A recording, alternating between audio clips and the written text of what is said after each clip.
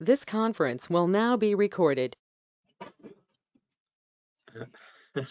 Okay, good evening, ladies and gentlemen. I'd like to call to order the Wednesday, September 8th, 2021 meeting of the Tenino Planning Commission. Let the record show that all commissioners are present. Well done. I guess first let's take a look at this agenda and see if there's any corrections that need to be made, and we'll move on to the minutes.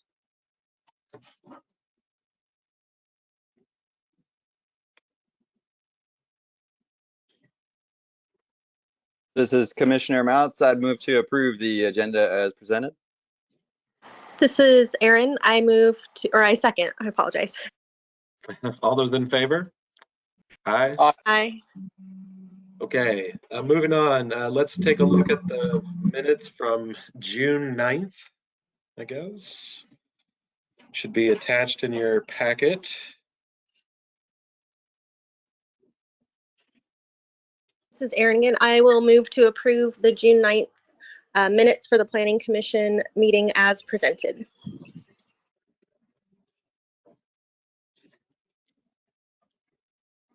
This is Corey. I'll second. Okay, all those in favor? Aye. Aye. Okay, so have an opportunity for public comment, just general public comments.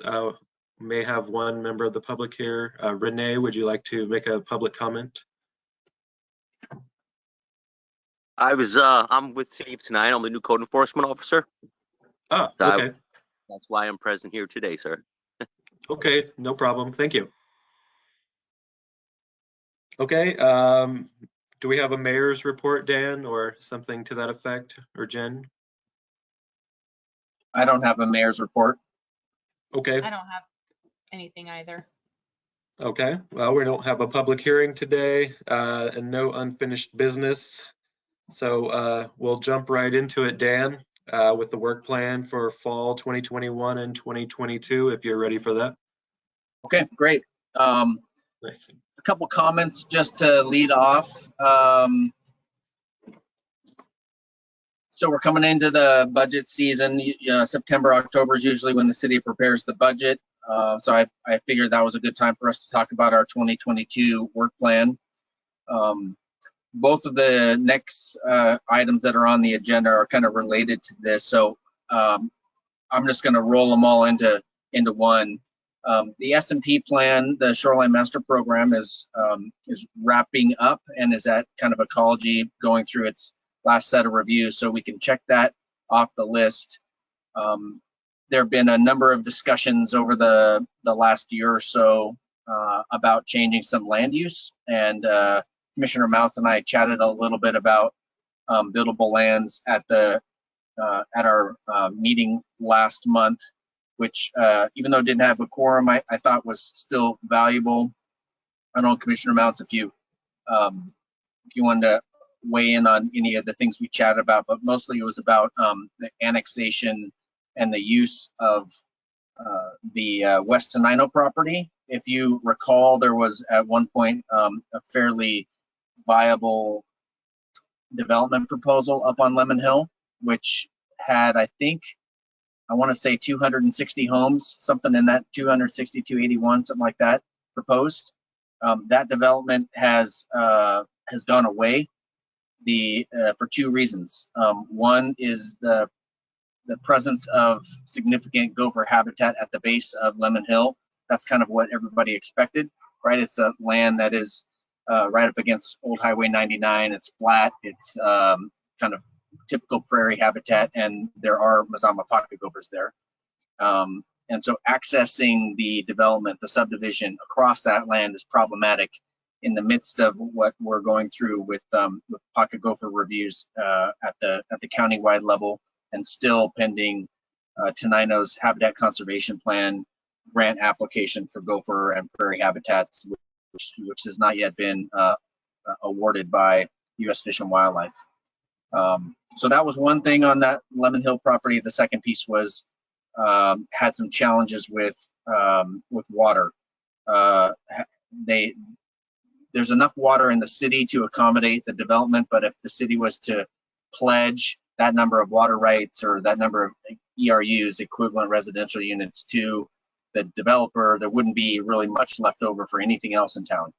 And so it's always been assumed that that West Tenino property would come with water rights sufficient for a solid portion of its development, and that particular developer was had extended conversations with ecology and others and wasn't able to kind of break that loose.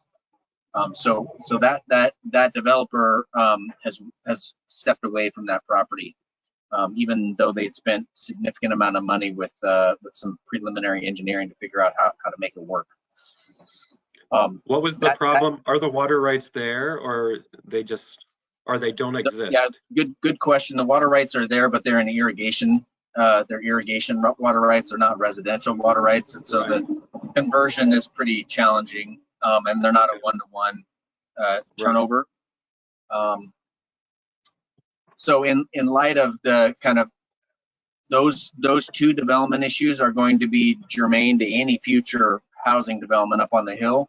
So I don't think we can plan for the same number of density that we've talked about in the comp plan. So it really does warranting opening up the comp plan to a comp plan amendment process across the city to look at buildable lands and maybe reevaluate where the urban growth areas are and what areas might be more prone for future growth than what we're seeing up at Lemon Hill. Did they come up with a number for the water rights, the conversion, or did they not even get to that point? They did get some type of expectation on the conversion, but it wasn't very many. And you'll have to excuse me in speaking in kind of generalities because I don't have the numbers in front of me. But that's all right. It wasn't a straight.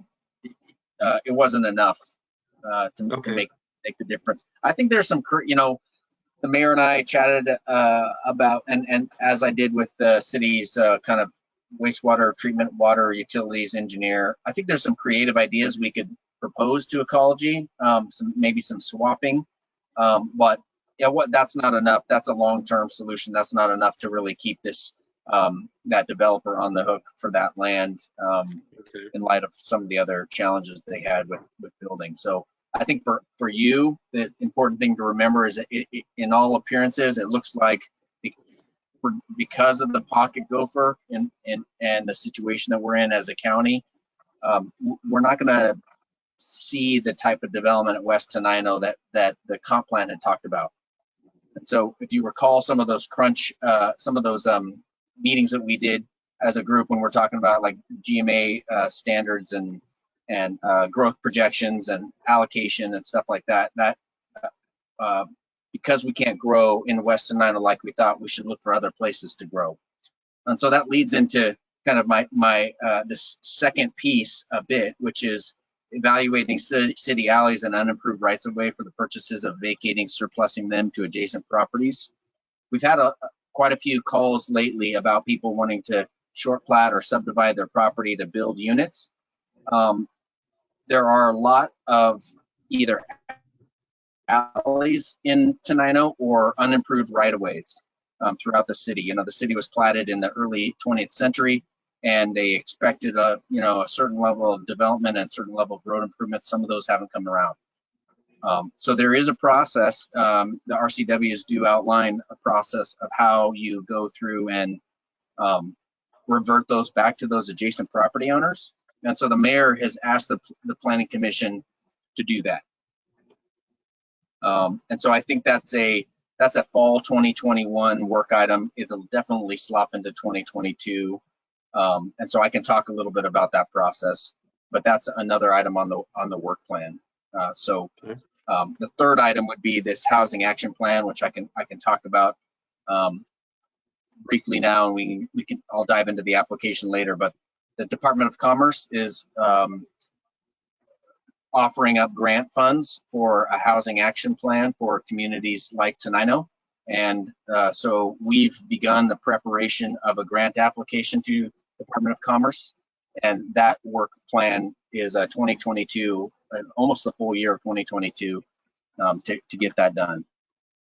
So those are kind of the three items as far as that I see on the work plan for you and for us in the city. That is, open it up for a comp plan amendment cycle, work up this vacation effort for the alleys and unimproved rights of way, and then this housing action plan grant in the spring. So those are three quick things, but what are there other items that you would suggest that would be a part of a work plan for next year?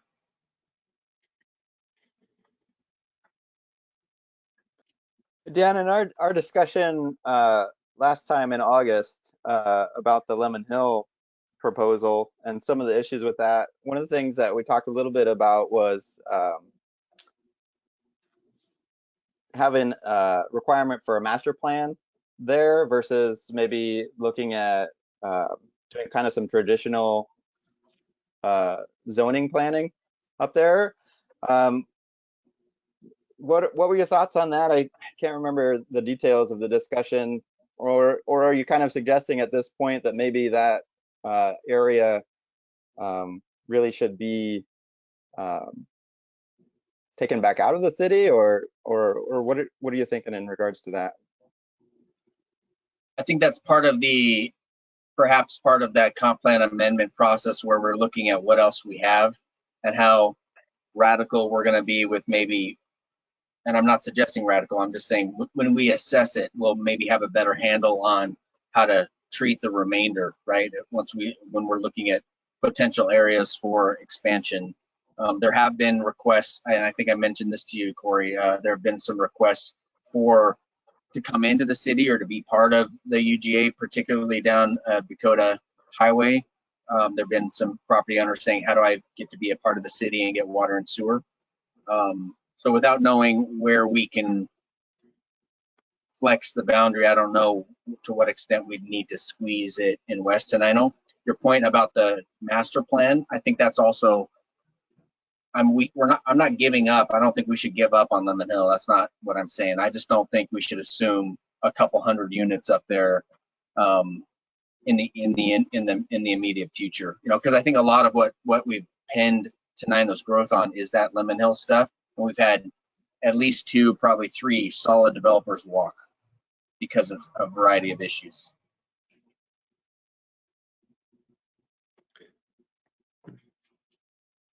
Thank you.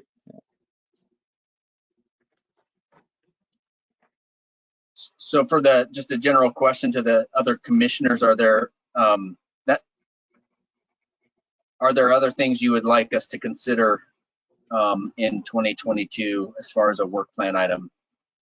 Are we still going to be working on a habitat conservation plan for the city, or has that become too complicated at this point also? Or? Well, I think if U.S. Fish and Wildlife approves our grant, we will. Mm-hmm. If they don't, we won't. Right. It looks like Thurston County's habitat conservation plan will be kind of finalized by U.S. Fish towards the end of this year, and the county will start kind of the rulemaking code development regulation process and council approval in say first and second quarter of 2022. So spring, I'd say by the end of spring, maybe they'll have a habitat conservation plan that's fully adopted. Now that doesn't cover Tenino, specifically doesn't cover cities, but that might relieve Fish and Wildlife's like say staff burden and allow them to get to our HCP sometime soon. Right. After they blaze through it, I guess it will be easier for the next person to follow the trail, I suppose, to a certain extent. Yeah. Yeah, I think that's fair.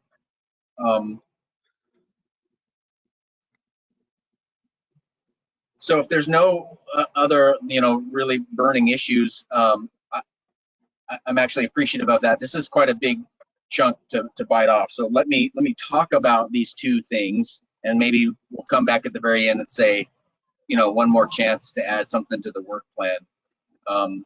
Specifically, maybe before I go there though, the habitat conservation plan will not be, I mean, you will have to review that work, but it's not going to be my effort. That'll be other people on the SCJ team handling that. So, you know, my focus, our focus initially can be on these other two items that have been requested. Sounds good.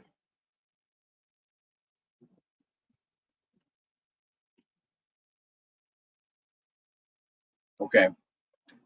Let's start with the street vacation one, just real quickly. Let me outline what has been asked. I think I mentioned that the mayor has asked the planning commission to look into the process for the street vacation for unimproved streets and alleys. This is I think an important issue because once that's done, it's fairly well established that it's going to allow people to have a little bit more room on their property than they have now, and there's a chance that maybe there's even going to be some redevelopment options, right, for on that individual parcel. So, are you all familiar with kind of what the town looks like and kind of a lot of the different alleyways and unimproved roads throughout the community? For the most part, I've seen a lot of the alleyways and stuff.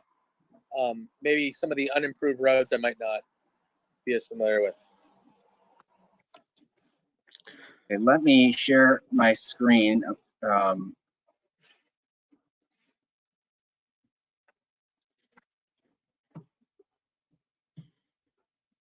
This is probably the best spot.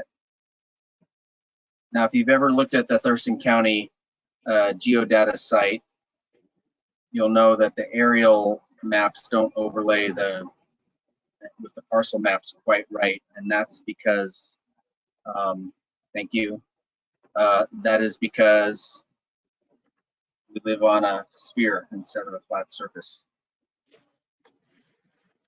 So make sure I can see everybody here. Am I sharing my screen yet? Yes. Okay. All right, so are you all seeing that little slice of Tenino? Yes. Okay.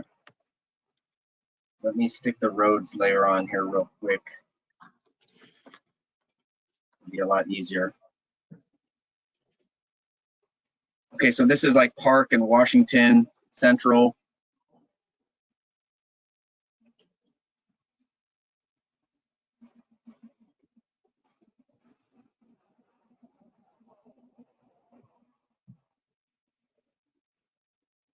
So here's an example at the end of Marion Street and in between, say, Washington and Reynolds, just south of Park, where this is all like set aside right away. And so this would be a candidate for, you know, I don't think we're ever going to need to put, you know, to build a full street section on Marion here, and probably the same thing here for Reynolds. But what we're being asked to do is kind of do this across the city and look for spots where either the right of way could be vacated or the alleyway could be vacated. Here's another example. This alleyway on the block in between Central and Park. There's some question about exactly where this is at, and then these lots all are already fronting on Park or on Central. You'll know that these lots are sort of underway for development right now. Just like 7 lots in here. I think you'll probably see about 7 homes.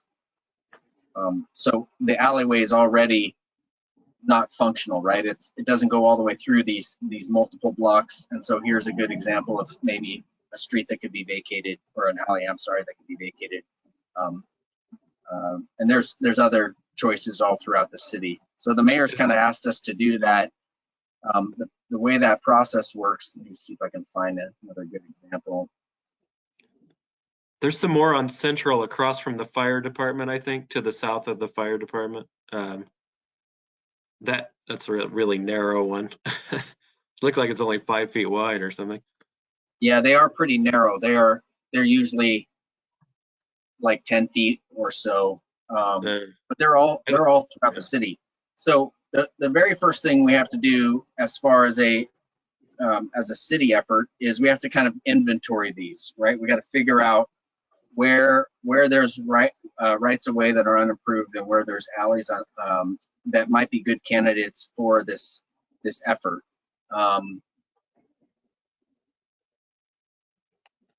So I'm going to lean a bit on the planning commission to help with this. I'll bring back an inventory map, and then I think we'll probably workshop that maybe at the next meeting or the November meeting, depending on how much progress we make, to see if we're missing anything, if there's other spots in the community where maybe an alleyway could be vacated. So some of these aren't going to be good candidates to vacate because they're using the alleyway for garbage collection, and or there's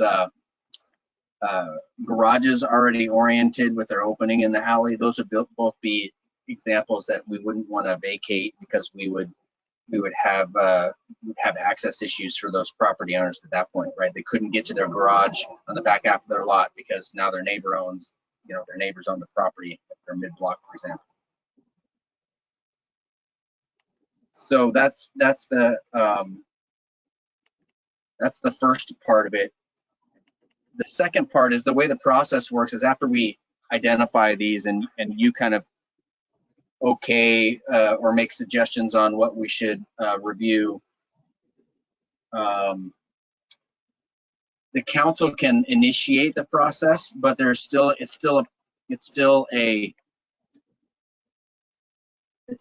still have to go to property and make sure you have the permission of that property owner to vacate that right of way or that alley.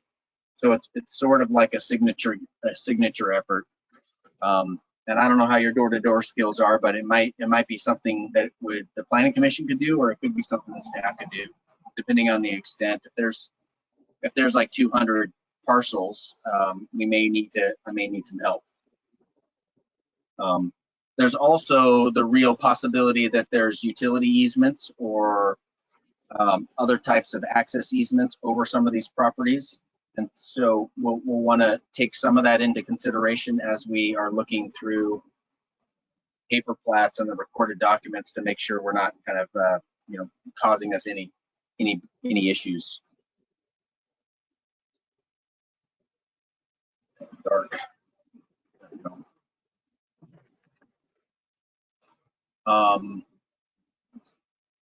The final thing would be the council initiates the process, the property owner sign off on it, and then the council passes an ordinance. So the planning commission isn't statutorily, it's not really involved in that at all.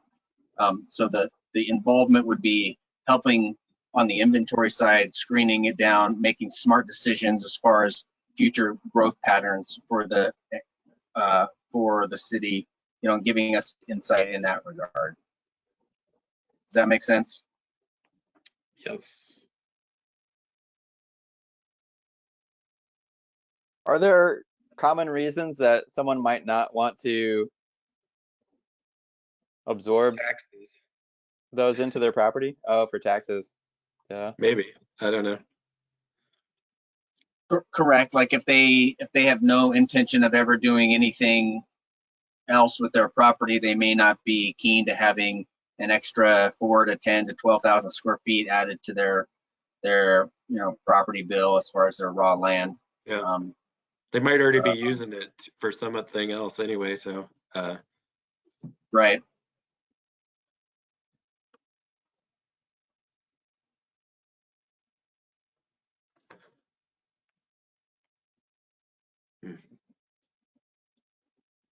So we'll just have to go and kind of we'll sort those out. Things that look like they're clean title wise, we'll probably put those in a category.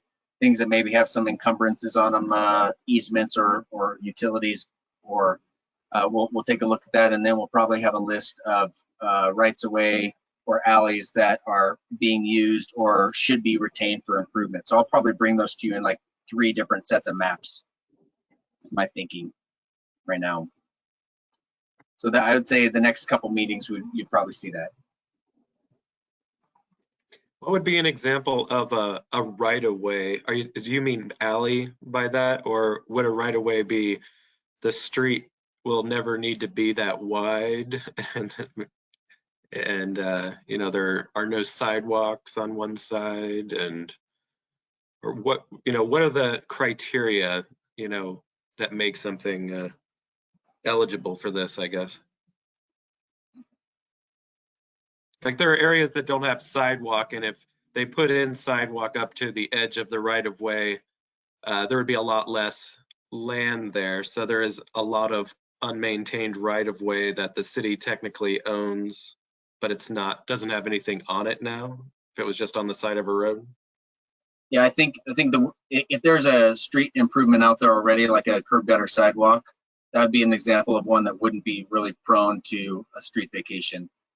Because if you tried to vacate it, you know, you end up putting that sidewalk on somebody's private property now. Right. What about if there is no sidewalk currently? If it did not? Yeah, if it didn't have a sidewalk already. But it has, so you're talking about a partial vacation to like the edge of pavement? So like, here's an example for you. The person who lives on the corner of Park and Stage has put a fence all the way out to the asphalt, but there's no sidewalk on that. And so would that area between their house and the street be subject to this, or would it not be? I'm not proposing that at this time. What I believe the mayor is proposing is that unimproved rights of way and unused alleys be subject to this effort. So not a vacation of a portion of a right of way because it's unimproved up to the asphalt. I don't think he's indicated that. Okay. But let's do a little bit of homework and figure out what we're looking at here. And maybe there's some cases where that might make sense, and then we'll come back and share that. Sure. Okay.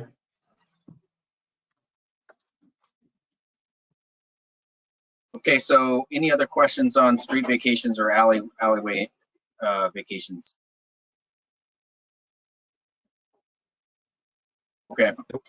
I'm going to move on to this housing action plan. This is still in draft format. Jen, I'm going to ask if we can share my screen again just so I can walk through a portion of this.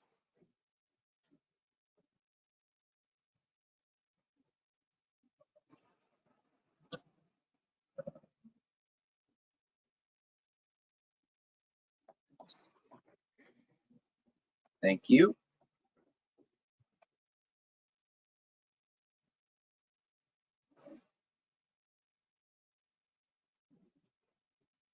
So are you seeing that housing action plan header? Are you seeing the PDF or are you seeing my email? We're seeing your email. Okay. Anything good?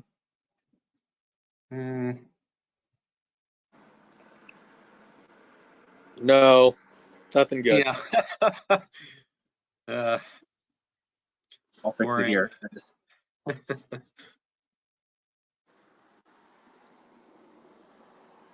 How about now? Yes. Boom. Yep. All right. Different platforms have different requirements. So thanks for that. So here's the Commerce grant application. So it's for $75,000. This is due at the end of the month. I believe we need to submit it by September 30th. City of Tenino is the applicant, and our population is just under 2,000. So that's kind of fun. I don't know if you've been tracking the census Bureau numbers, but That's exciting. just under 2,000. So what we're doing here is this is the actual application. What I wanted to show you is, rather than just retyping this, this is the schedule and kind of the steps we have to go through and when we start. So one of the things we have to do, obviously, when we're looking at a housing action plan is if you see this grant objective up here, it's to encourage construction of additional affordable and market rate housing in a greater variety of housing types and at prices that are accessible to a greater variety of incomes, including strategies aimed at the for-profit single home market. So there's a number of steps in here. The very first action item is to analyze or to check on existing conditions, which includes looking at the population employment trends, running up some numbers for income levels and households, collecting data on a variety of the different stock in the community, and look at our comp plan housing element to figure out where that might need to be tweaked.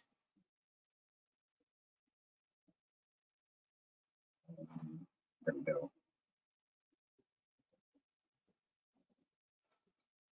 Second part of it is produce an existing condition and housing needs analysis. Well, that's that deliverable. The second part is go through this public engagement process for a total of about really almost a year when you're from start to finish, where we're talking to people in the community and asking them kind of what their needs are, what they could provide, kind of what their concerns are about the existing housing stock, and what their aspirations are for the future housing stocks. There's a couple of deliverables in there. This is pretty common and similar to what you saw with the Shoreline Master Program, public engagement plan, and like a little white paper or outline of what those results look like. And then we start jumping into action 3 here, which is the development of policies and tools for increasing housing diversity. These housing action plans, there's been a whole first round of these across the state. Most of the communities in Thurston County have already gone through housing action plans. So Lacey, Tumwater, Olympia, and Yelm, I believe, have all done housing action plans. So there's more money available or additional money allocated by the legislature, and so we're asking for that kind of second tranche, the second group of funds.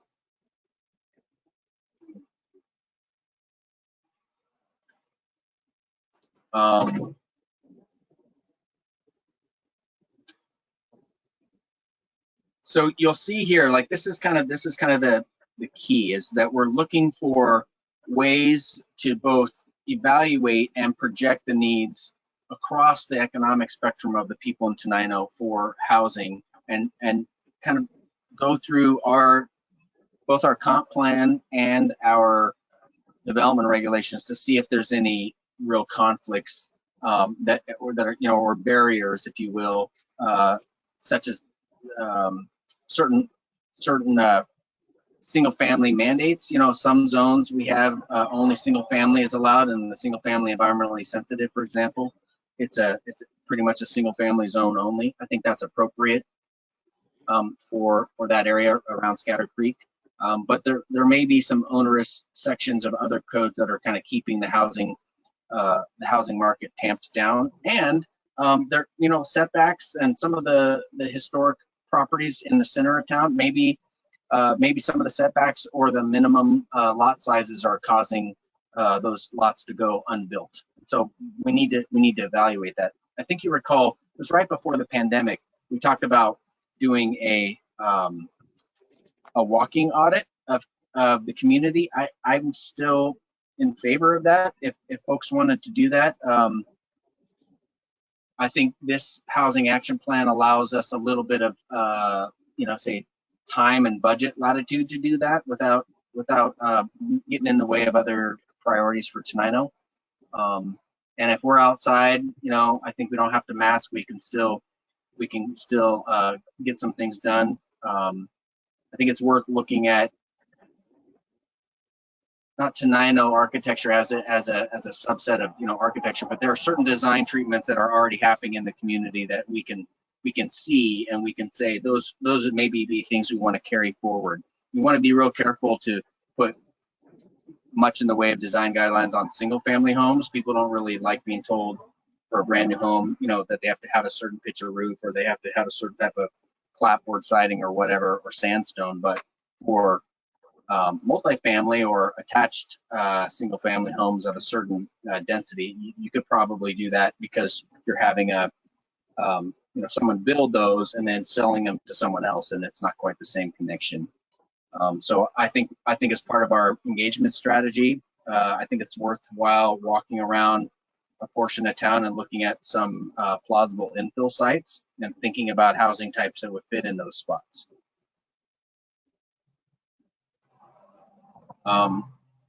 So kind of wrapping up here, the project we're proposing to adopt like spring of 2023. So it's about a year-long process. There's like a small, like a 20% match that's required for commerce, and so we've outlined, what that would look like.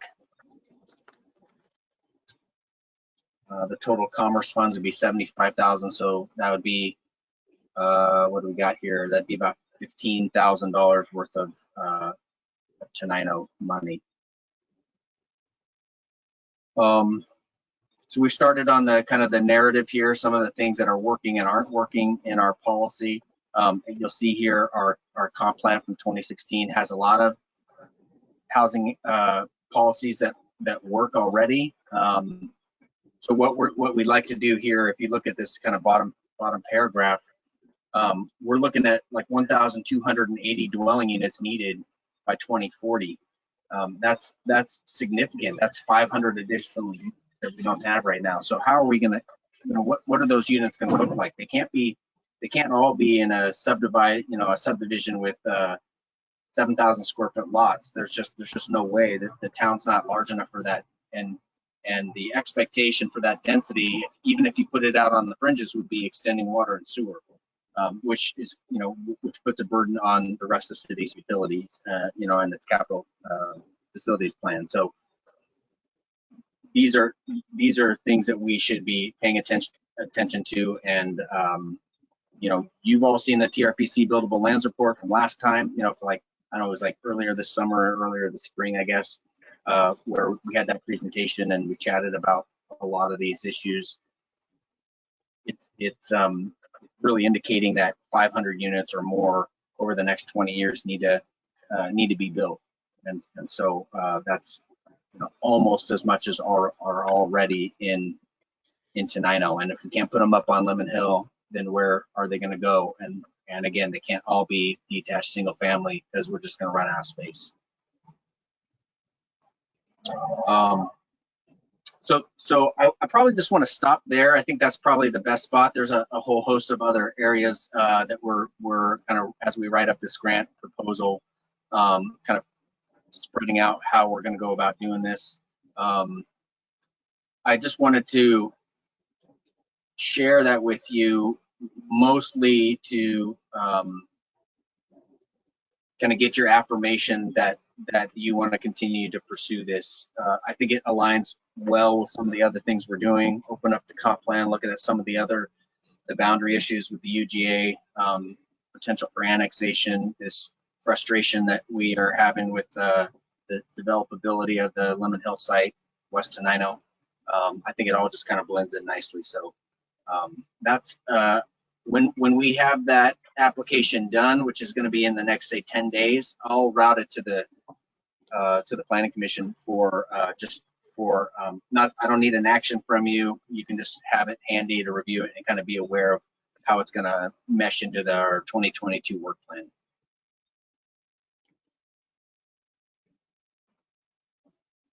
Sounds good. So I think that concludes my comments on the work plan coming up and some of the specifics of the items. So I'd be happy to take any questions or Should we set up a city walk for next meeting, or at some point soon before it starts raining, or doesn't matter really, I guess, but I prefer no rain. I'm not sure I heard all that. shall we set up a walk, the city walk that you're Oh. talking about? Not yet. Boy, if I thought the weather was gonna hold, I'd probably be up for that in October. It might be a little early, but it's not gonna hurt anything. Doesn't matter. Then we could walk around and look at some of these potential vacation areas also. Potentially, I don't Yeah, know. that's not a bad idea.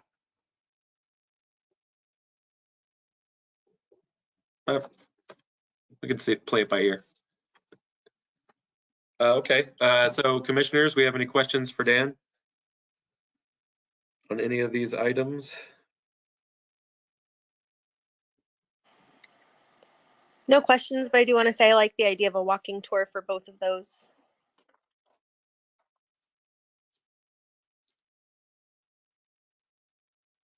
Yeah, your next meeting is October 14th, it looks like.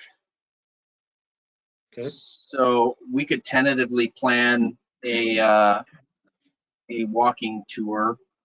I guess there is a chance, it is a competitive grant process, and so there's a chance that we may not get the grant.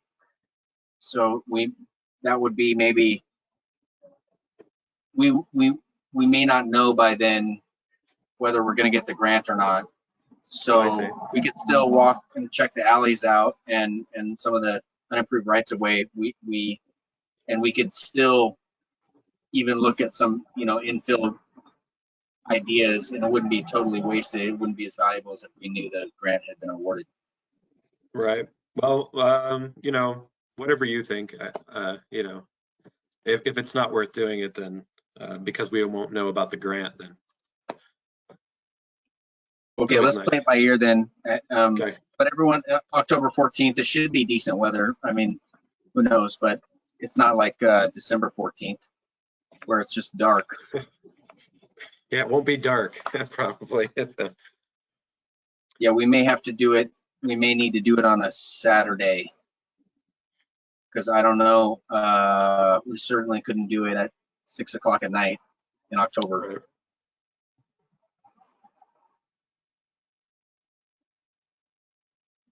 Is there availability? Do you guys know what your calendars are for weekends in October?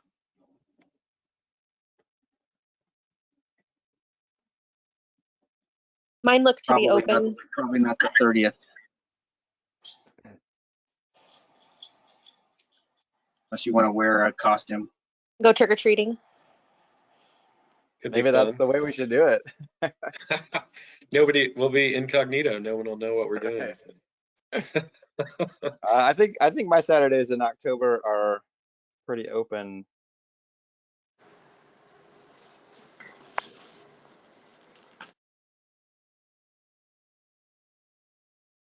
Same here. Well, we could shoot for, say, the 9th. Probably earlier is going to be better as far as weather. But maybe, that sounds good. Not. We could shoot for the 9th. Is no good. Shoot for the 9th, and then prepare for the 16th. And if it doesn't work by then, we'd probably just wait and push it till spring. That sounds good.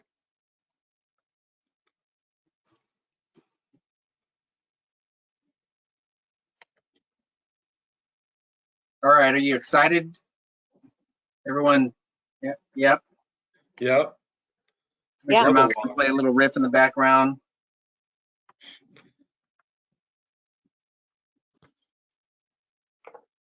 It's good stuff. I mean, there's a decent chance we'll get the Housing Action Plan grant, and even it'll be a lot of work, but I think it'll give us a little bit of budget freedom to be able to do some of the things we've been trying to get at for a while here. So what are the benefits of having the plan? We're going to be eligible for additional state funding for housing rehab, that kind of stuff. Yeah, or Good question. So they had an initial House Bill 1923 about 3 years ago was passed, which provided funding for housing action plans across the state. And as I said, many of the more urban areas, most of Puget Sound, has already gone through the housing action plan. They are now looking at what's called a housing action plan implementation grant. So places like Lacey and Olympia and Tumwater, and Tacoma and Lakewood and these other places, they're going for a second round of funding to implement these things that came out of their action plan. So that's where we would be 2 years from now, is we would be in an implementation cycle where if there's more money and one of the outcomes or strategic items of the plan said something about like develop a housing style guidebook to hand to builders and prospective developers that outline what we want to see. There would be funding from the state to develop a plan like that, for example, or a flyer like that. I see. Nice. That's a long way around to saying do the plan, then there's potential for implementation money. But there's no other requirement where in order to have your comp plan updated, you have to have a housing action plan. There's nothing else like that. Okay.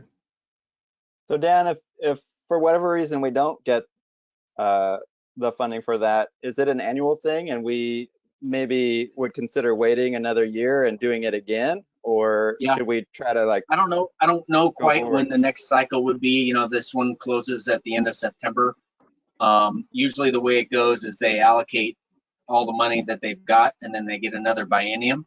So there may be additional monies ready in July.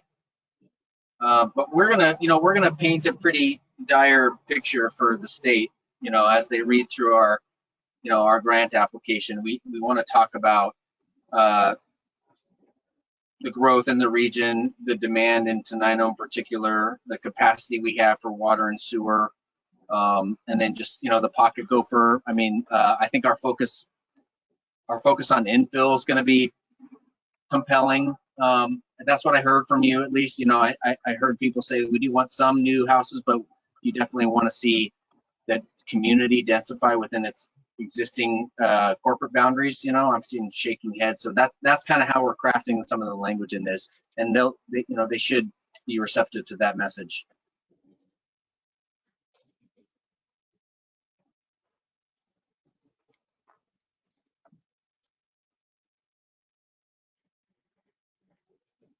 Yeah, it's just it seems like it's so timely with a lot of the things that we've been talking about doing anyways. So I was kind of wondering if, you know, if we wouldn't just maybe borrow some of the framework without the funding to move forward, or what we might do. But we can cross that bridge when we get there if we had to. Sounds like we got a pretty good shot at it. Thanks, Dan.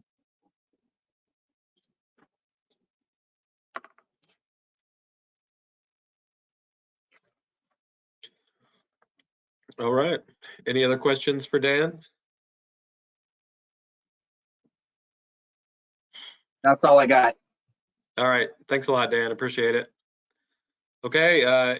Well, we've come to the end of the meeting. Any additional announcements unrelated to what we've been talking about, or no?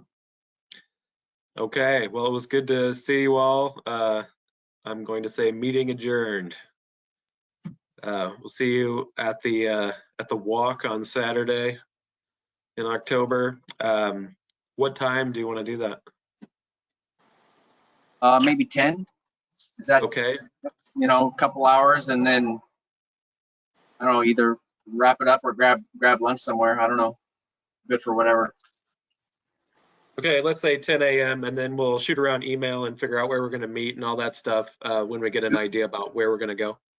We will need to notice it through the regular noticing because there'll be a quorum, hopefully. Just okay. You.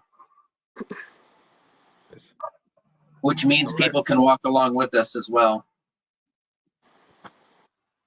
Fine with me. Okay. Thanks, everybody. Yep, thank you. Meeting adjourned.